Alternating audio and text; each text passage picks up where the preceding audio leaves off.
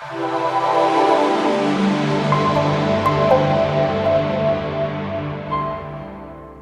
I want to say again, thank you so much for coming to another session of Club E.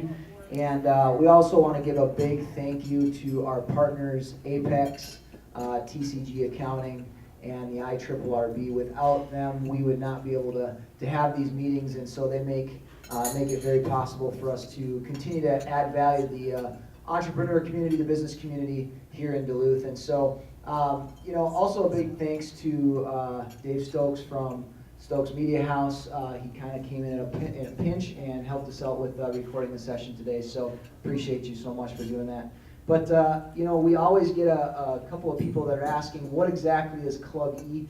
And so really Club E is a community of business professionals who meet each month for networking, idea sharing, and presentations from really some of the country's most respected innovators and catalysts and thought leaders. And so the purpose behind each session is to provide you with encouragement to go back to your office, and along with content that will give you that'll help you be just a little bit smarter, savvier, more energized than when you left for lunch. And so our mission is to provide timely support to established and emerging business leaders, help them strengthen their professional networks and develop productive business relationships, and provide them with actionable, innovative thought ideas. So we're super excited and super blessed to have Neely and her business partner Kayla here from Distill, and super excited for what she's going to share with us. And so a little bit about Neely. She's a CEO and chief whiteboard artist of Distill, an insights and advisory company to C-suites and boards. During her 20-year career on Wall Street as a stock analyst, Neely would routinely apply seemingly imperfect and disparate data to help ground conversations about consumer behavior to money managers and institutional investors. So we are super excited for what she's going to give us. I hope you have some sort of note-taking abilities here, because you're going to get some nuggets. So again, please welcome Neely. Thanks, Jesse. Thank you. Appreciate you. Thank you. Hi. Okay. Can I try this? Can you hear me back there? Are we good? Can I do this? Is that all right? Because that's going to keep me over there, and I like to move around. So this is when being the cheerleader in AP Math pays off, because it certainly wasn't making friends in high school. Okay. All right. Okay. So we're going to turn this guy off. There we go. So as I said, or as Jesse was so kind to say, we're Distill. I'm Neely Taminga. This is my business partner, Kayla, right here. I think my favorite thing about starting my own company with Kayla was we got to choose our own titles. And so here we are meeting with like this legit Minneapolis, I don't even want to tell you how much money we paid per hour lawyer, right? Setting up all of our S-Corp documents. And they were like, so what are your official titles? And I looked at Kayla, I'm like, well, clearly you need to be the CEO because you're the adult in our relationship, being the millennial and I'm the Gen Xer. And they're like, no, we need like real titles, real people. I was like, well, what about chief whiteboard artist? I love drawing on the whiteboard, all my ideas. And they're like, you can add that, but someone needs to be the CEO, someone needs to be the CFO. So since Kayla actually passed all of her accreditation for the CFA exam, she gets to be the CFO. I couldn't even pass level 2. So that's why I became CEO by default. Okay. So believe it or not, for 20 plus years after that intro, we were paid money to advise money managers. So people who manage your 401k money, they often get to choose between 300 to 3,000 stocks. There's no way that they can be an expert in 300 to 3,000 stocks, so they would come to people like Kayla and me, where we would only focus on 30. Okay, so 30 stocks.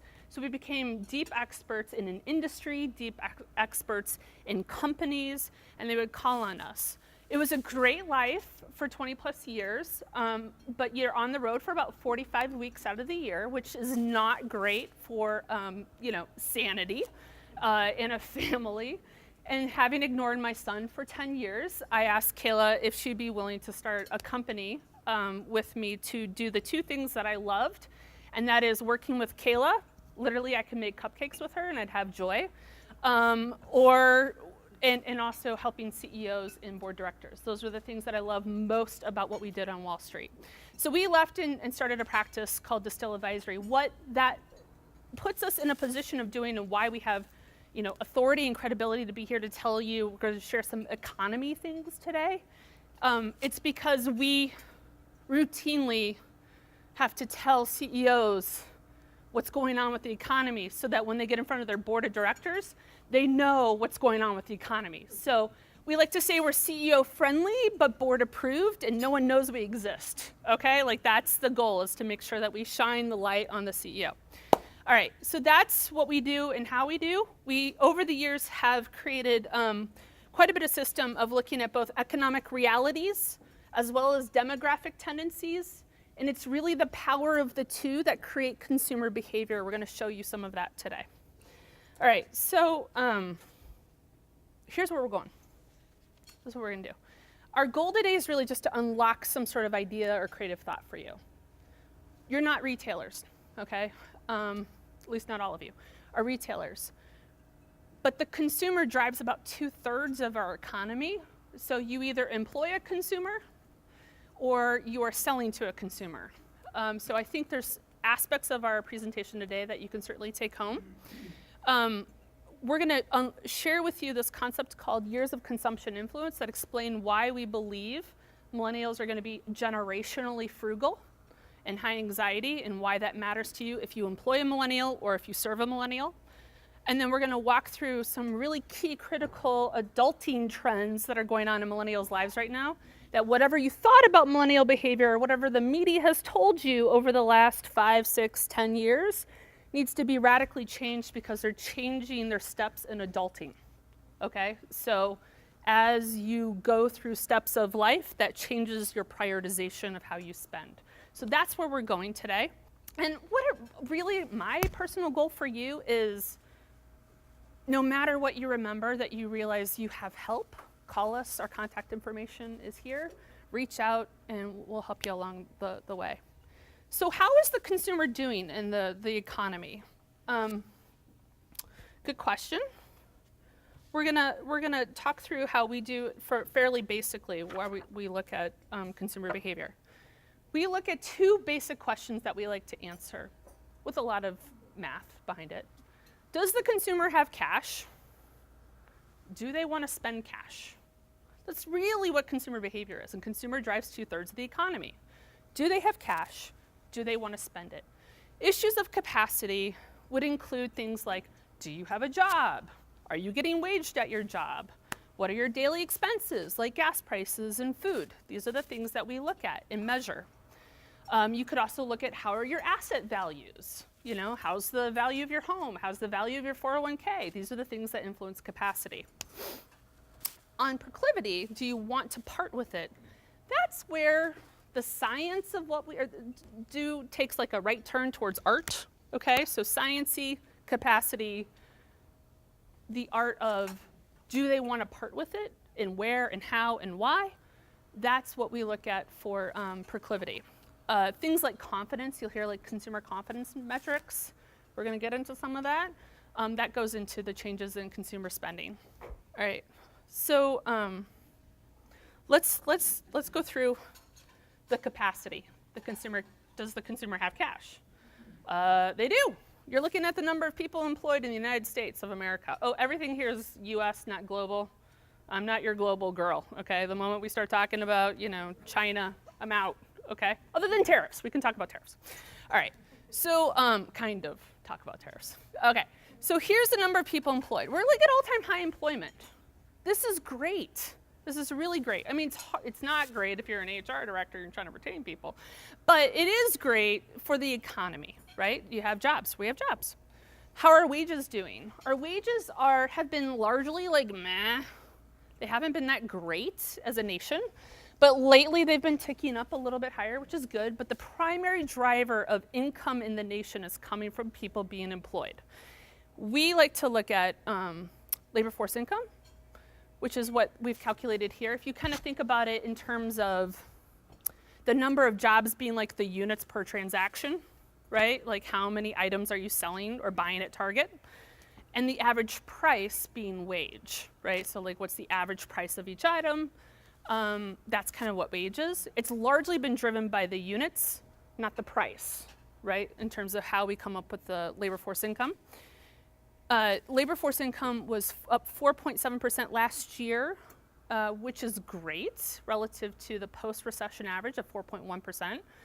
So that basically means if you've got 4.7% more dollars in income, you should have 4.7% more in spending, kind of like generally, right? You kind of think about that, right? You have cash, you spend your cash. We'll come back to that. All right, let's look at the asset values.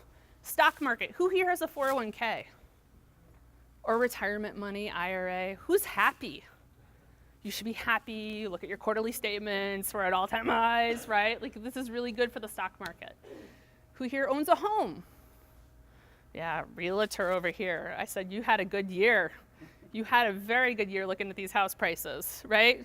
Home values are on the rise. Stock market's at the rise. We're hitting like all-time high numbers. All-time high employment, all-time high house prices, all-time high 401ks.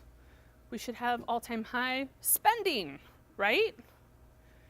No, it's not happening. Okay, this is what you're looking at is what they call the personal consumption expenditures. It is below the long-range average. We're tracking through the most recent quarter still below the 3.3% long-range average at 2.6%. We're not really like driving home huge spending numbers, even though we're all-time high on all those other metrics that go into capacity. Well, it must be confidence, right? I mean, who here reads the Nextdoor app? Do you guys have that in Duluth? Holy crap. I mean, that is like the new weekly world news, right? Sort of distraction at the grocery store. If you're not on it, don't get on it because you'll hate America that much more, okay, if you go on it. But, you know, like people are just divided. I mean, the real story, I was reading through it because I can't look away. And someone was like, you know, she's probably 85 years old, right? She's on there and she's like, you know, can someone show me like the closest bike shop? And the first response was like, just Google it. And I was like, oh my gosh, like she's 85. Look at her little petunias in her profile picture, you know, like just calm down. Anyway, so like the nation's been really, really negative, but confidence isn't actually the issue. Confidence is like nearing all-time highs. You wouldn't know it reading through Facebook. You wouldn't know it reading your Aunt Edna's post about Trump, right? But like we're actually at near all-time highs in confidence. So jobs good, assets good, confidence good, spending not great. Why? Why? That's what we do. We explore the why. Well, our first sign that something's not going super well is a breakdown in confidence in spending. So the job on Wall Street, you know, is grueling, but there were aspects of it that were like super easy for many, many years, probably for about 15 plus years, covering the consumer sector. You could see what the confidence number was in month 0, and like 85% of the time, 5 months later, spending would go that same direction. It was almost easy. Like it was like very clockwork, right? If confidence was strong in month 0, spending would be strong month 5. That's how it used to work. About 3 years ago, 4 or 5 years ago, it started to break down the relationship. So what you're seeing here is sentiment, confidence, right? You can kind of see they all like dance with each other. Then all of a sudden, they don't dance. There's a breakdown between confidence and spending. It's no longer easy to predict where spending is going to go. So why could some of those things be? Why is there a breakdown? Well, interestingly, you can look at kind of the short-term daily expenses, and you can look through the long-term kind of obligations, would be the way to say it. In the near term, over that same amount of time, food, like what you're eating here, right? The cost of that food has largely been not high. Haven't really been in an inflationary food environment for most of the last couple years in the post-recession. Okay, that hasn't really been a factor as to whether or not you're like, you know, I should go to Aldi, right? Instead of like, I should go to Lund's or whatever we have up here in Duluth, right? Gas prices. Like, we've been kind of blessed with actually gas prices really not being that much of a headwind. Gas prices have been fairly benign, generally speaking, over the last couple of years. So those daily expenses have not been impacting that consumer spending number. So here are two other things, though, that we think could be kind of big issues. One is healthcare, right? A common refrain, right? Healthcare costs have just been climbing. Anybody here have a baby boomer parent that they've had to put, unfortunately, like in a long-term care facility, right? Yeah. I mean, it's expensive, you know? The final like 2-3 years of our parents' lives or grandparents' lives are expensive. You know, healthcare costs are really high. Boomers think about this. My parents think about this all the time. But healthcare as an expense has largely been shared either with the government or with the company you work with. That's not been necessarily a sole burden on an individual. So they can't explain all of the issue. We do think the thing that has changed most dramatically is student debt. Okay, so you read a lot of these headlines and you're like, well, you shouldn't have got yourself in that debt problem to begin with. It's a much bigger issue. Student debt actually is the second largest class of debt in the nation. It's more than credit card debt. It's more than auto loans in size. It's second only to mortgages. All right, so it's a very significant asset class of debt. And it's shared by a more defined, smaller group of people, so it's a really big deal to those people who have it.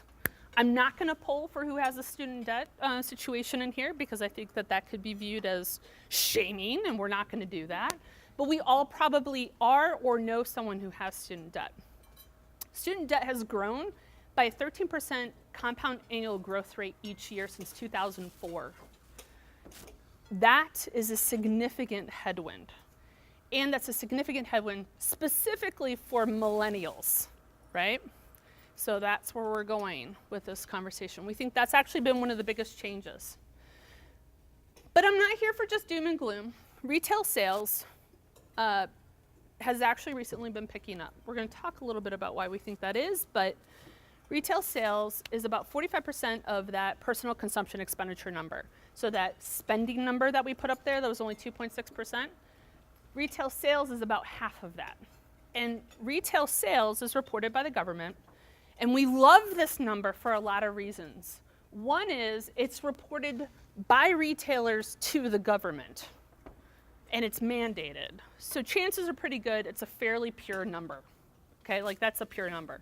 The PCE number, that's consumer spending number, that's self-reported by consumers in a 64-page diary. Now name me people who actually have the patience to fill out a 64-page diary that requires them to break down, you know, how much they spent on their tip versus how much they spent on their alcohol versus how much they spent on their appetizers, how much they spent on their main meal. It's not getting filled out properly enough, I will assure you of that. So we like retail sales because it's a leading indicator to how spending's gonna go. It's half of it, and it's a very pure number as far as government data can go. This number has recently been picking up, okay? So it should beg that this one should also follow. Retail sales, beginning of this year, was up about 4%. Remember we said labor force income was up 4.7%. You would expect spending to be up similarly. It was. Q1 retail sales was up 4.6%. So far the math follows. Q2, the second quarter, it was up 6.5%. That is a compelling acceleration in the world of trillions of dollars. We believe that acceleration has largely been driven on tax savings. We'll prove why we think that is. So it's short-lived a little bit, right? Or we at least should have some caution. But all of those numbers go into GDP. All right, so here's what you're looking at here. This is the tax commentary. Tax Cuts and Jobs Act 2017, super well-intentioned. Everyone should kind of win something, right, on this Carnival Prize. It will range anywhere probably between 2 and 5%. We think the national average savings will be about 1.7%. savings, which is great. So you would expect the government to withhold 1.7% fewer dollars, right? Like if you think the average savings should be 1.7%, the Treasury should have 1.7% fewer dollars all year in their coffers, knowing that we have some tax savings coming around the corner, right? They have 2.4% fewer dollars. Tell me what you think is going to happen. If they're holding less money, that means more money showed up in people's paychecks than probably should have showed up in people's paychecks. You see where this is going? Instead of a tax bonus next spring, we're going to have a set of people who have an IOU to the IRS, or certainly less of a bonus than they probably anticipated. This is our number one concern about the economy right here, right now. See, like the drama effects? People are like, oh my gosh, I gotta write this down. Okay.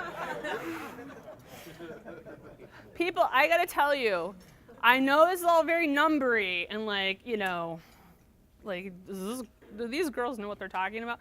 Yes, okay, we basically get paid to sit down and calculate numbers like this, and nobody calls us, okay? It's awesome. Like, we have outbound calls with clients, but otherwise our phone doesn't ring. We have like 5 hours of silence every day to read, study, and analyze. This is our analysis. This is what we're talking about. Total, off-the-cuff, real-time story. Yesterday I was on the phone with our corporate tax attorney guy, and I asked him, I said, hey, Tom, this is what we're finding in the data, and I wanted to ask him some questions about the seasonality of it, and he's like, it's my number one concern. He said, I have 700 clients. We projected out to them what we think that their withholdings should be. 5% of them have actually made adjustments to the withholdings, and he's dealing with high-value, S-corp type entities. 2, the people who should actually benefit the most, by the way. So this is a real thing. Okay, I'm just going to stop here right now. Practically speaking, what I want you to do is check your withholdings. Like, friend to friend, I'm asking you, when you go back from this, like your most practical thing you do is go check your own withholdings to make sure you're not going to be caught with a tax bill when you think you're going to get a refund. That's my note, but like, please do that, okay? If you're in HR, please have your people go check their withholdings. I'm going off script here a little bit, but the GAO of our government, the Government Accountability Office, basically like the compliance department, they're nonpartisan, they kind of watch everybody in government, they try to prevent bad things from happening, okay? The GAO issued at the end of July 31, they issued an action item, which most people have overlooked, and it was, hey, so we kind of feel like the Treasury and the IRS should document who calculates the withholding tables and how that actually gets affected. You would normally just overlook that altogether, but basically the GAO is telling you there's a problem of brewing, and they want to get ahead of it. They want documentation to be done. You don't ask for documentation if you think everything's fine. You ask for documentation when you're about to fire someone, right? So that's what's going on. The IRS followed a week later with a week-long 6 press release campaign asking people to check their withholdings. So this is the only thing I want you to take from this. Check your withholdings. Okay. And make sure your employees aren't blindsided, because employees who all of a sudden don't get the cash that they think they're supposed to get are going to be very disengaged, right? Because they're going to be freaking out about it. All right. Lecture over? Mini lecture, sermon within lecture over. Okay. Where are we headed next? I got off script on that one. Sorry. Here we go. All right, let's talk about years of consumption influence. This is why you're here. All right. We have a running theory that you gotta watch where demographic groups are between the ages of 16 and 22 years of age. And the reason why that is part science, actually it's a lot science.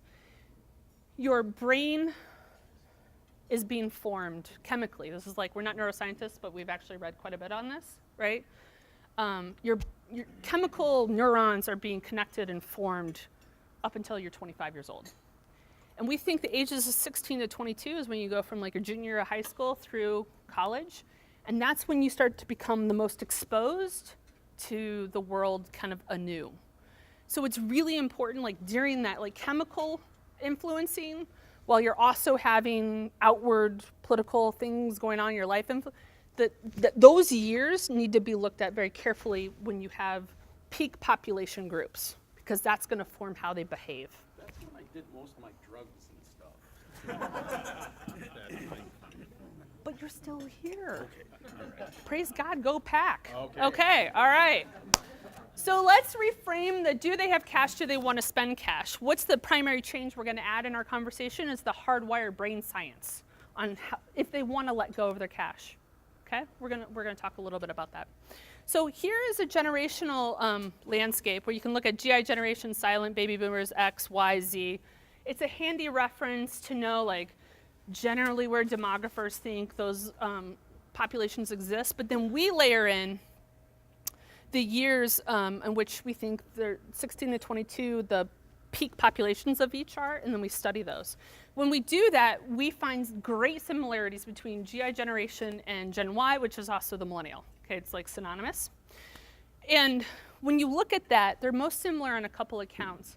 They both experienced significant recessions. They both experienced GDP like lacklusterness, right? They both experienced, and uniquely both, like no one else has, seen unemployment double in 6 months. Okay, like the number of people unemployed in their relative economies. Yeah, we went back and we looked at like 1942 type economies. Okay, we've done that. When you do that, you look at their personal consumption expenditure. If you can look at the GI generation to see what's ahead for millennial, they underspent the long range average their entire adult years. This is when they go 20, 25, 20? 22 years old. 40 years later, 62. They underspend that entire time. They're frugal.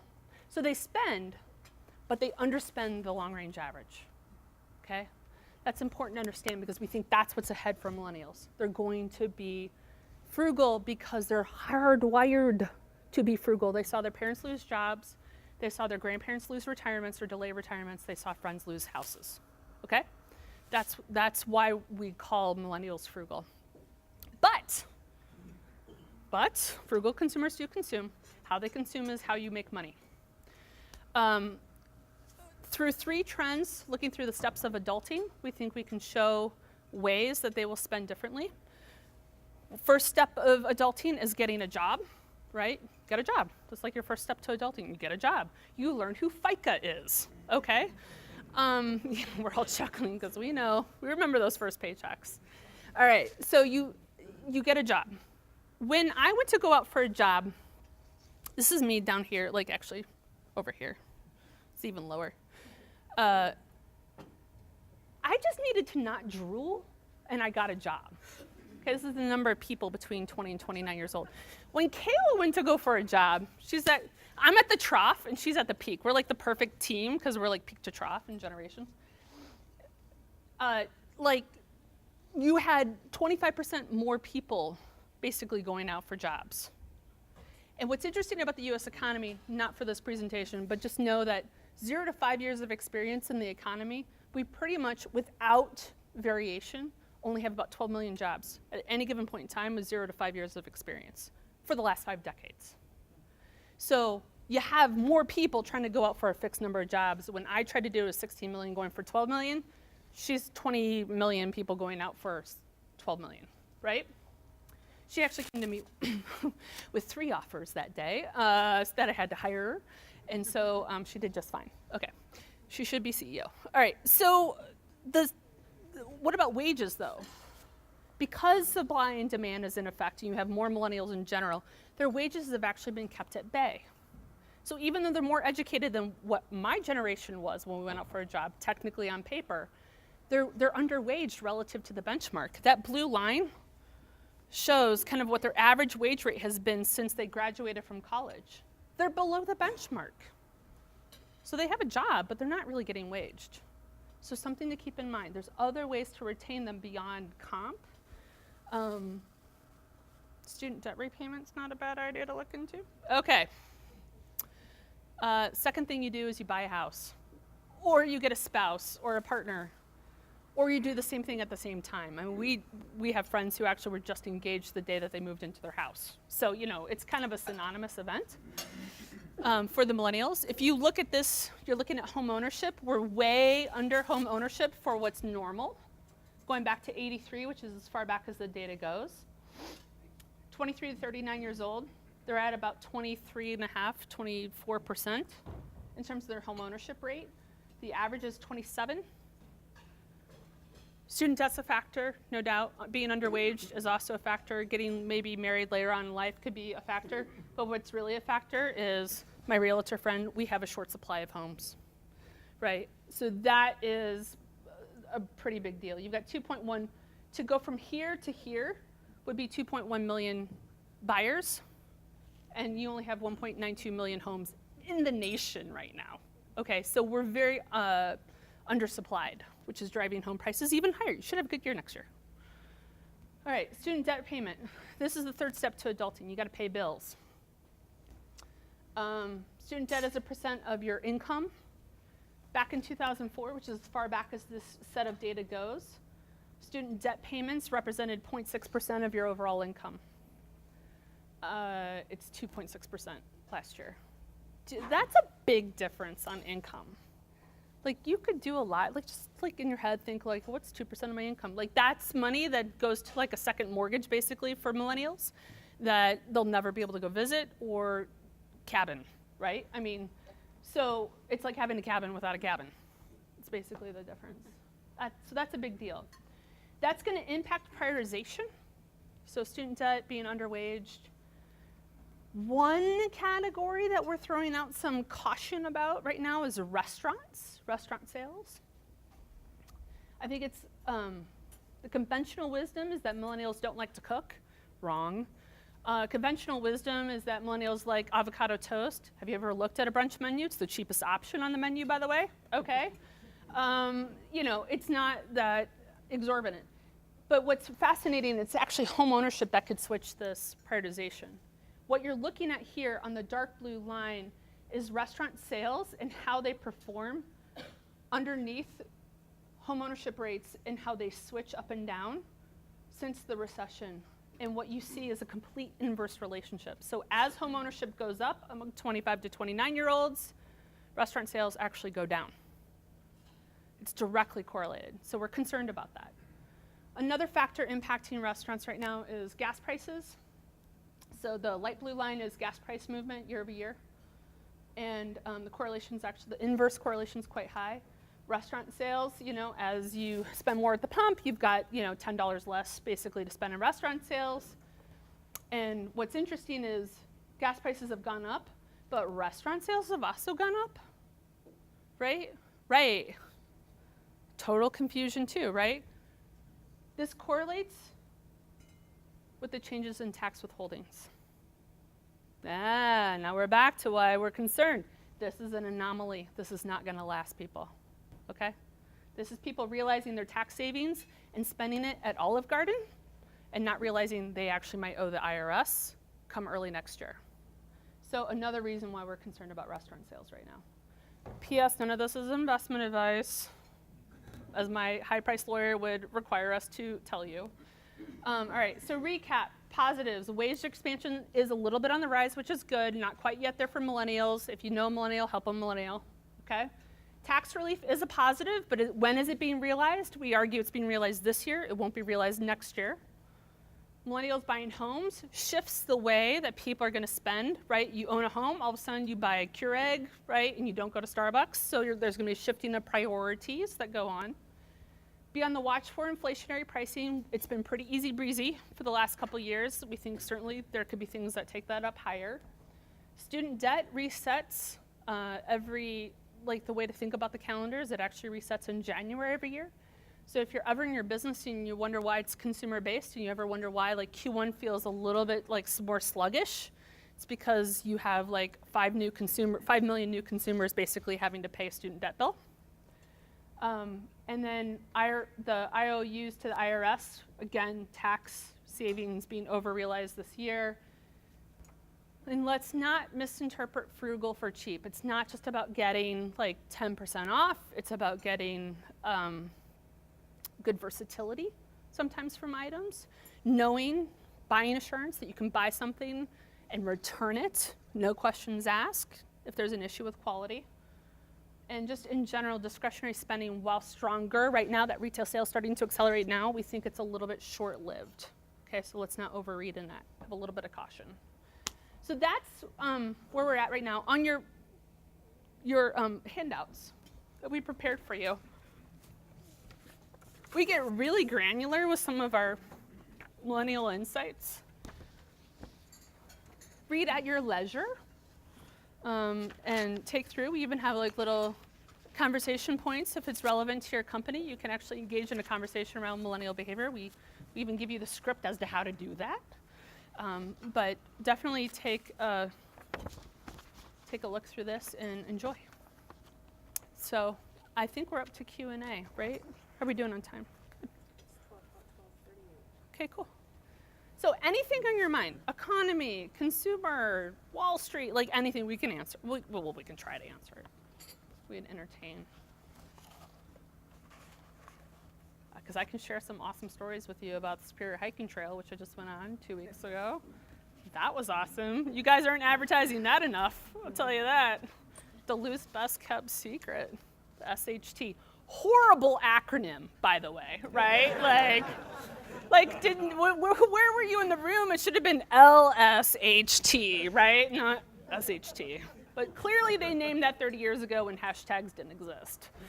I mean, I think the Q2 acceleration is almost one-for-one related to this change in withholdings. So we can see and monitor the Treasury puts out you can Google this right now. They put out a 2-page document that's called the Daily Treasury Statement. Your tax dollars pay for it, you might as well Google it, okay? And among all the figures that they show, one of the figures that they show is called withheld income and employment taxes. And you can track actually how much the Treasury has received year to date, although their year to date's a different fiscal year to date, so you actually have to do a lot of analysis to get to like a calendar year to date.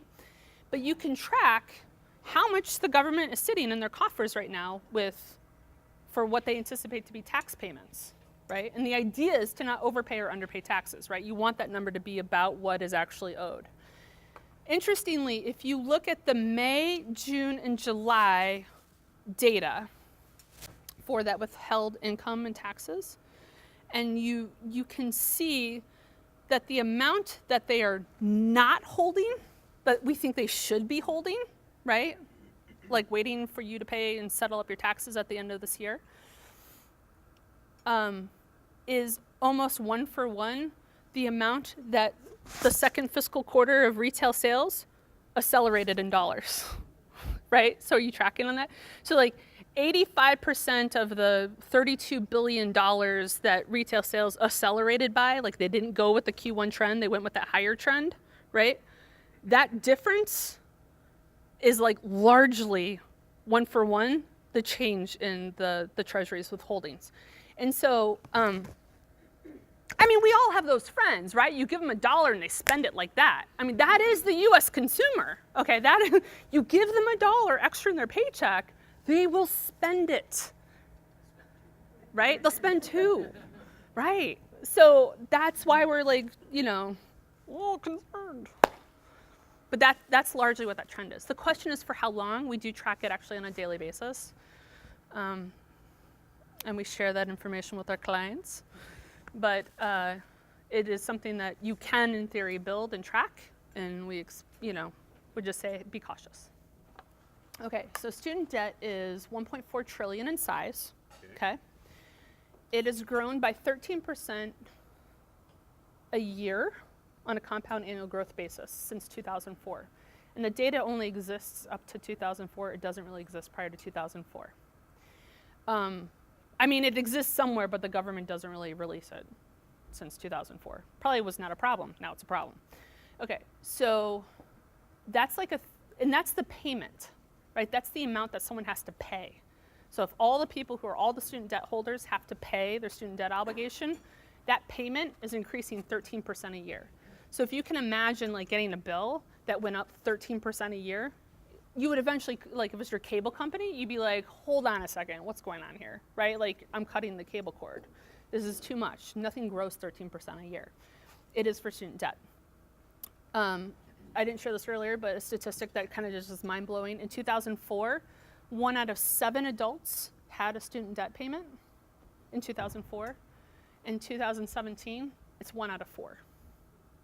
So we've had a significant incidence rate of people who have student debt as well.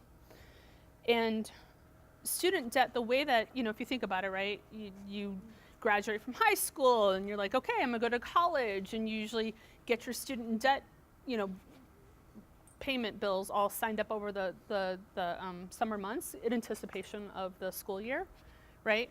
Your obligation starts to repay after, like 1 month basically after you graduate. So assuming everyone does a standard 4 years, you graduate, call it in May, June, right, whatever that is, you have to technically start paying in July. Your interest starts accruing in July.